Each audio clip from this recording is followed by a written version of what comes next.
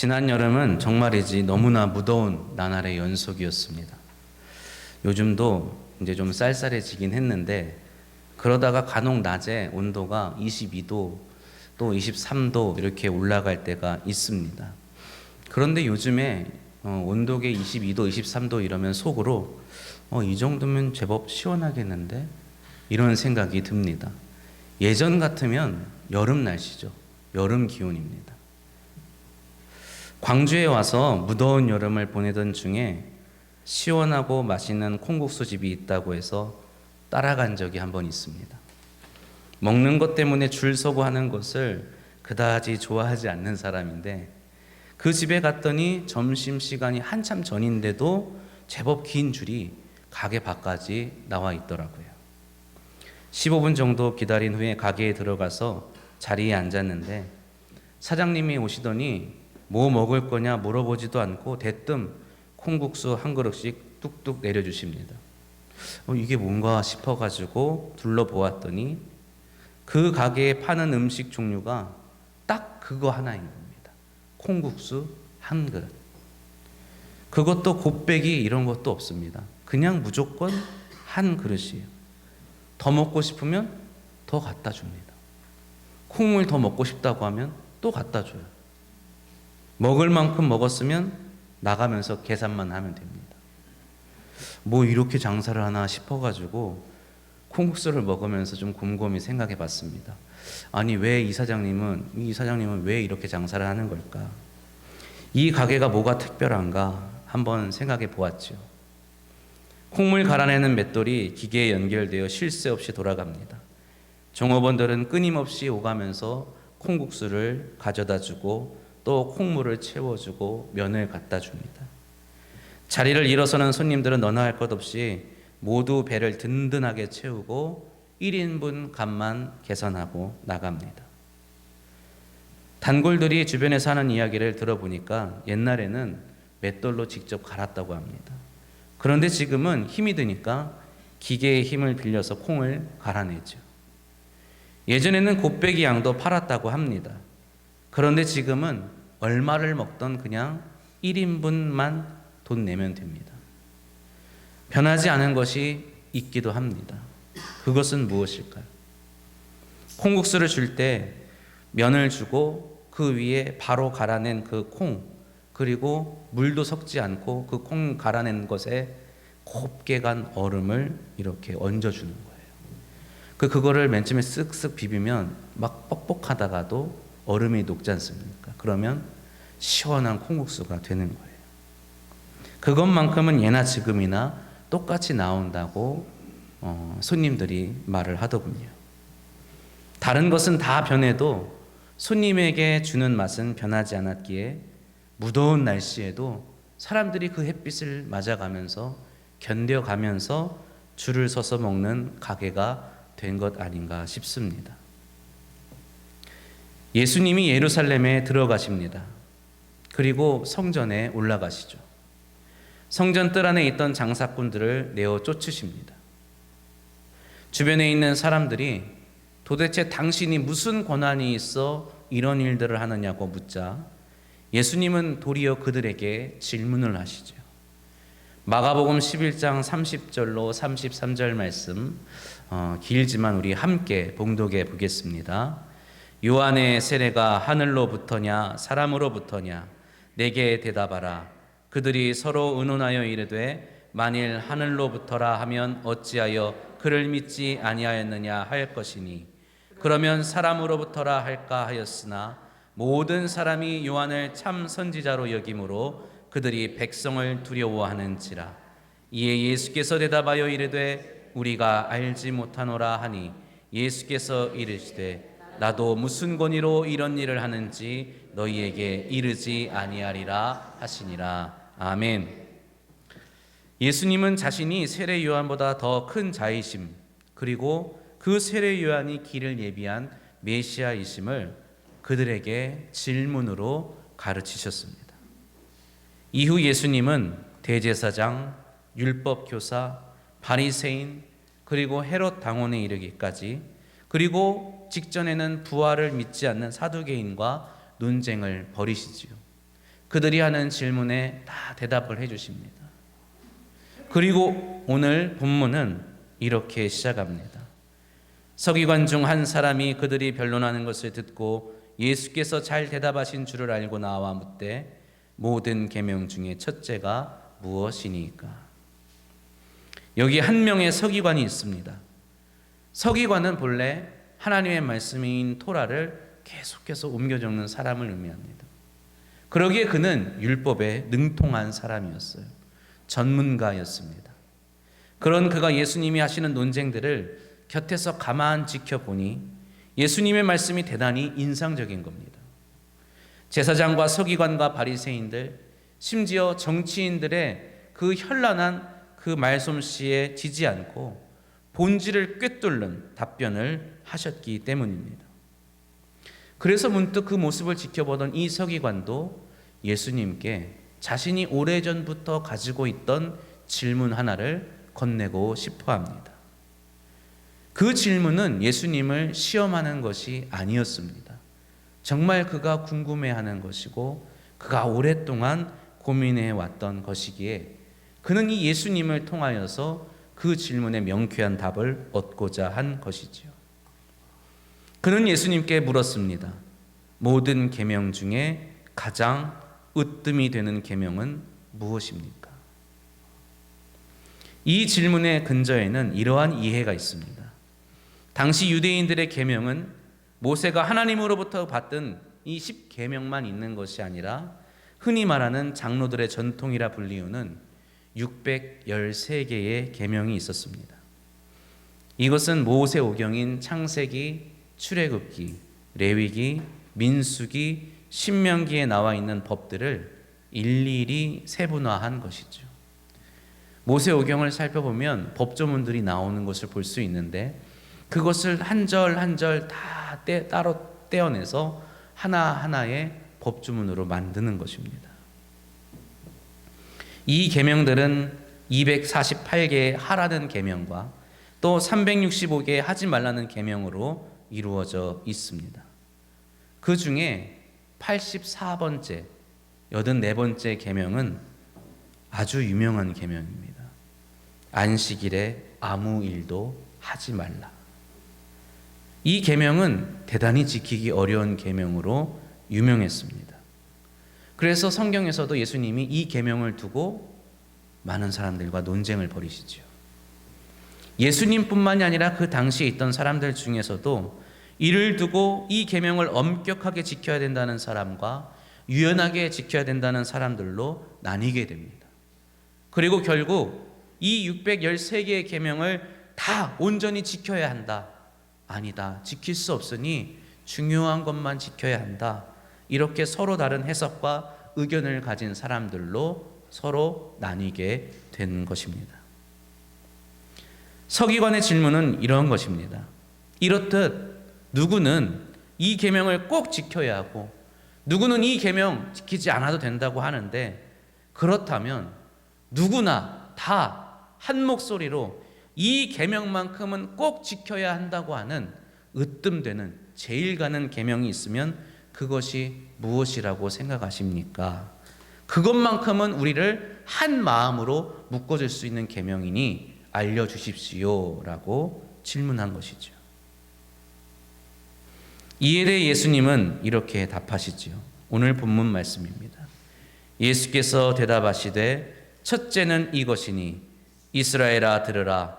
주 곧 우리 하나님은 유일한 주시라. 내 마음을 다하고 목숨을 다하고 뜻을 다하고 힘을 다하여 주 너의 하나님을 사랑하라 하신 것이요. 둘째는 이것이니 내 이웃을 내 자신과 같이 사랑하라 하신 것이라. 이보다 더 큰 계명이 없느니라. 아멘. 이 본문에 있는 예수님의 이 말씀은 마태복음서 22장에도 있고 누가복음 10장에도 있습니다. 그러나 유독 마가의 복음만 다르게 표현되어 있죠. 바로 쇠마 이스라엘이라는 표현입니다. 쇠마 이스라엘이라는 말은 들으라 이스라엘이여 라는 뜻의 히브리어입니다. 물론 이 마가복음은 헬라어로 기록되어 있죠. 그래서 헬라어 원문을 보면 아쿠에 이스라엘 이렇게 쓰여 있습니다. 이 역시도 마찬가지로 들으라 이스라엘이여 이런 뜻입니다. 하지만 예수님은 당시 유대인들의 전통을 따라서 헬라어가 아닌 히브리어 쇠마 이스라엘이라고 말씀하셨을 겁니다. 이 쇠마는 신명기 6장 4절의 말씀이 시작될 때 쓰여지는 단어입니다. 6장 4절로부터 9절에 담긴 이스라엘 백성의 신앙 고백을 일컫는 이름이기도 합니다. 신명기 6장 4절로 9절 말씀 잘 모르시니까 우리 함께 읽어볼까요? 함께 읽습니다. 이스라엘아 들으라. 우리 하나님 여호와는 오직 유일한 여호와이시니 너는 마음을 다하고 뜻을 다하고 힘을 다하여 내 하나님 여호와를 사랑하라. 오늘 내가 네게 명하는 이 말씀을 너는 마음에 새기고 내 자녀에게 부지런히 가르치며 집에 앉았을 때에든지 길을 갈 때에든지 누워 있을 때에든지 일어날 때에든지 이 말씀을 강론할 것이며 너는 또 그것을 내 손목에 메어 기호를 삼으며 내 미간에 붙여 표로 삼고 또 내 집 문설주와 바깥문에 기록할지니라. 아멘. 여기서 가장 핵심이 되는 말씀이 바로 4절과 5절에 있는 말씀입니다. 이 두 절을 예수님이 서기관에게 말씀해 주신 것이죠. 5절에 있는 말씀은 계명의 말씀이고 4절에 있는 말씀은 이 계명을 지켜야 하는 근거가 되는 말씀입니다. 다시 말해 이 계명을 지키는 자의 신앙 고백이죠. 여호와 하나님은 오직 유일한 하나님이시라는 신앙 고백 안에서 그들은 전심전력으로 여호와 하나님을 사랑해야 하는 것입니다. 이것이 이스라엘 백성에게 계명이 되는 이유는, 계명으로 지켜져야 하는 이유는 바로 하나님께서 그들에게 당신만을 전심전력으로 사랑할 것을 요구하셨기 때문이죠. 우리가 자발적으로 하나님을 사랑하는 것이 아닙니다. 하나님께서 우리에게 사랑하라고 요구하셨습니다. 유일하신 하나님께서 사랑하라고 요구하셨다. 유일하신 하나님은 어떤 의미를 가지고 있습니까? 한 분이신 하나님이지 않습니까? 한 분이신 하나님이라고 할 때 그 한 분, 성경에서 말하는, 구약에서 또 주님께서 말씀하시는 이 한 분의 하나님은 어떠한 의미를 갖고 있을까요? 이스라엘 민족이 애굽에서 종살이를 할 때에 어느 누구도 그들을 생각해 주지 않았습니다. 어느 누구도 그들을 구원해 주지 않았죠. 그러나 오직 한 분 여호와 하나님만이 그들을 기억하시고 구원해 주셨습니다. 세상에 수많은 신이 있었고 애굽에 수많은 신이 있었고 수많은 왕들이 있었지만 그 모든 신, 그 모든 왕은 이스라엘 민족을 구원하지 못하였습니다. 그러나 오직 한 분 여호와 하나님만이 그들을 구원하셨고, 그렇기에 여호와 하나님은 유일한 구원자 하나님이 되신 것입니다. 그런 유일하신 하나님께서 이스라엘 백성에게 이렇게 말씀하십니다. 레위기 11장 45절 말씀입니다. 나는 너희의 하나님이 되려고 너희를 애굽 땅에서 인도하여 낸 여호와라.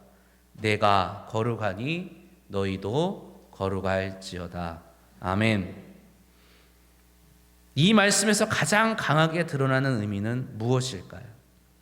하나님께서 이스라엘 민족을 아주 특별하게 대하셨다는 것입니다. 이 세상에 수많은 민족이 있고 그 민족 가운데 어려움을 당하고 고통을 당하는 민족도 참 많은데 그 중에서 유독 이스라엘 민족을 특별하게 생각하시고 특별하게 대해 주셨다는 것이죠. 그것을 하나님은 레위기 11장 45절에서 어떻게 표현하시느냐? 거룩하다라고 표현하십니다. 구별됐다는 말이죠. 내가 너희 이스라엘 민족을 다른 민족과 구별해서 대했다는 겁니다. 그러니 너희도 이제 어떻게 해야 된다?